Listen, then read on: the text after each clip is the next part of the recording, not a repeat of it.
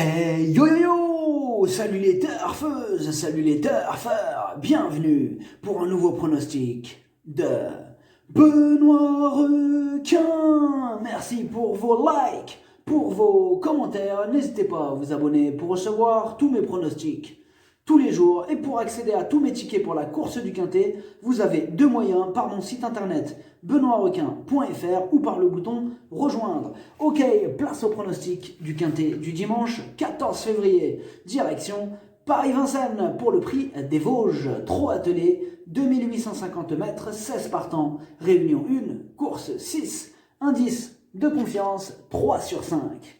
Plutôt confiant pour ce Quintet. Bon, dommage que le Grand Prix de France n'ait pas réuni assez de participants.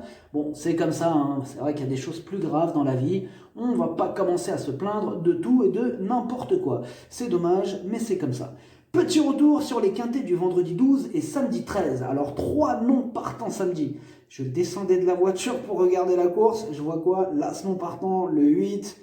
Ah ouais, impossible de changer les tickets, départ dans 3 minutes, bref, c'est comme ça, bon il y a des fois, faut pas chercher à comprendre.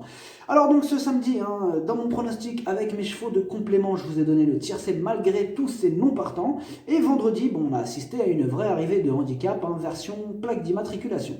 En espérant que ce dimanche, il n'y aura pas 3 non partants 10 minutes avant le départ.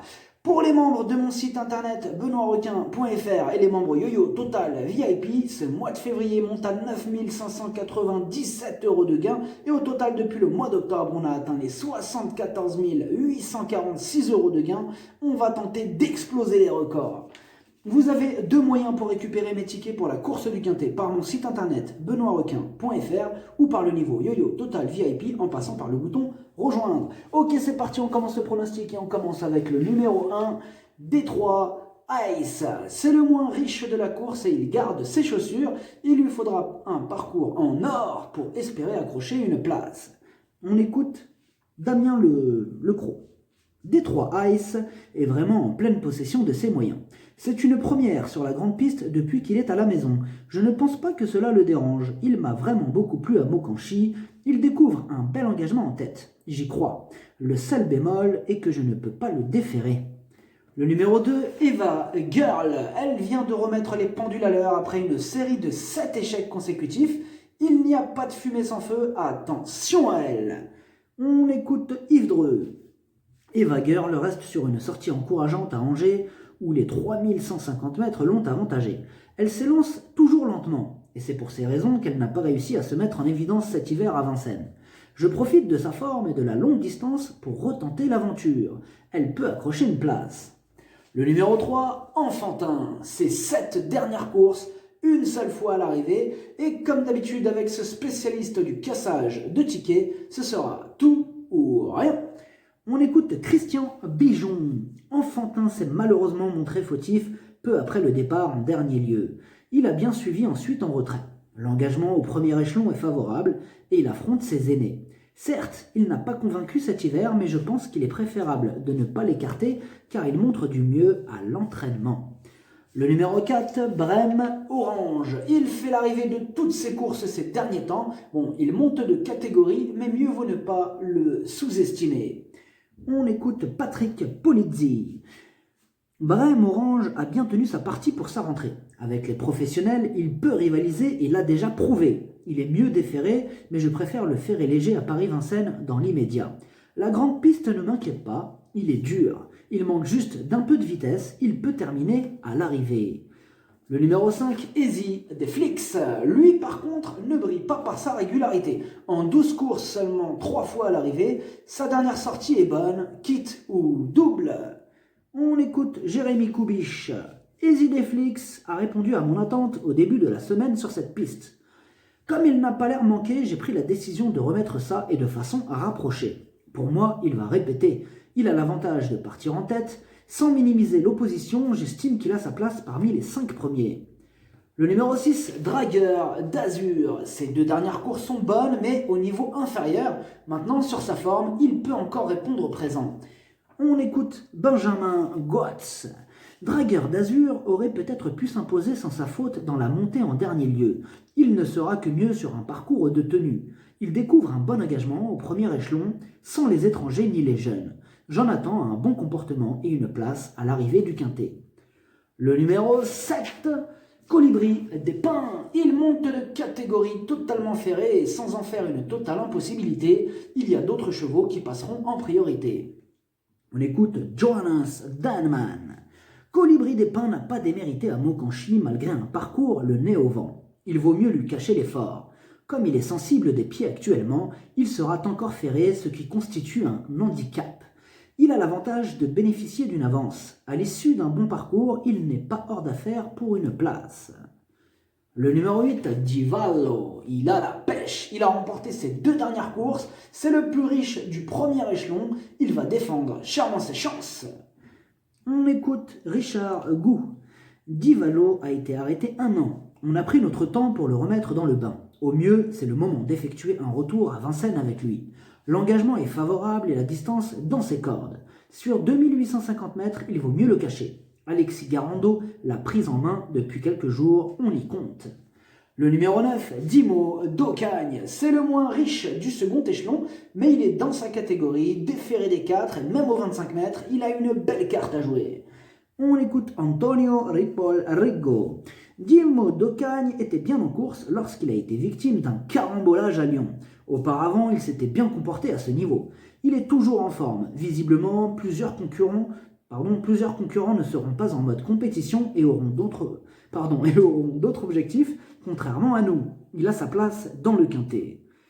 Le numéro 10, Calimero du Tchal. La régularité ne fait pas partie de ses principales qualités. Il reste sur 4 échecs consécutifs et va devoir rendre 25 mètres.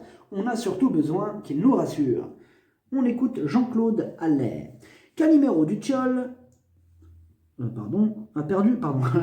Non, en fait, c'était enfin bref. Calimero du Tchal a perdu un peu de temps derrière Braco pour aborder le tournant final en dernier lieu. Il a tout de même réalisé une bonne valeur. Il reste un peu imprévisible, notamment à la volte. Il faut rendre la distance. S'il reste appliqué d'un bout à l'autre, il a les moyens de terminer à l'arrivée. Le numéro 11, Dorado Bello, c'est un crack, mais il est à court de conditions, totalement ferré. Ce quintet ne semble pas figurer à son tableau de chasse, donc pour plus tard. On écoute Jean-Michel Baudouin. Dorado Bello est parti décompresser un peu à la campagne suite à sa dernière sortie. Il va sans doute manquer de rythme pour cet engagement.